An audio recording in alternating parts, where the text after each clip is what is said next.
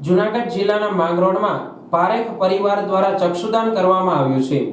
માંગરોળમાં તારીખ 6/9/2024 ને શનિવારના પર્યુષણ પર્વ એ અરિહંત શરણ જગદીશચંદ્ર દેવીદાસ પારેખ ઉંમર વર્ષ 80 નું દુઃખદ અવસાન થયું છે। જેઓ advocate Shri લક્ષ્મીકાંતભાઈ Devidas Parekh, advocate જયેન્દ્રભાઈ, advocate Rameshchandra તેમજ જસુમતીબેન માંડવિયાના નાના ભાઈ થાય છે। આ દુઃખદ સમયે તેમના પરિવાર દ્વારા અરિહંત શરણ જગદીશચંદ્રના ચક્ષુદાન કરવાનો નિર્ણય કરવામાં આવ્યો હતો।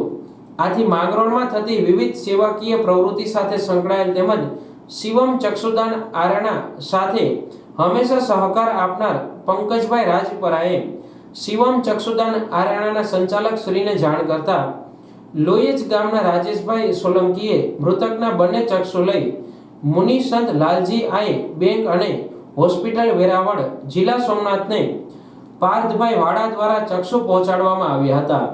આજના આ ચક્ષુદાનનો સ્વીકાર સચિનભાઈ જોટવા દ્વારા કરવામાં આવ્યો હતો।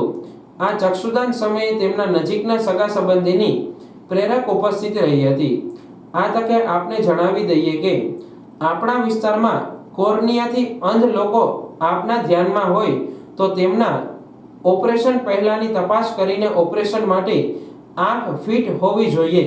મતલબ આ આંખના કોર્નિયાનું પ્રત્યારોપણ ત્યારે જ શક્ય બને છે કે તેમના સ્નાયુ બિલકુલ સ્વસ્થ હોય, પડદો આંખનો ડેમેજ ન થયો હોય, આંખનું પ્રેશર નોર્મલ હોવું જરૂરી છે, સાથે સાથે બીપી, ડાયાબિટીસ વગેરે પણ જોવાતું હોય છે।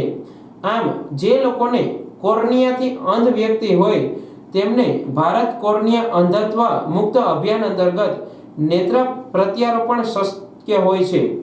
આવી વ્યક્તિની જાણ કરવા વિનંતી છે, જેથી એમને આપણે ફરીથી દ્રષ્ટિ અપાવી પુણ્યનું કામ કરી શકીએ છીએ।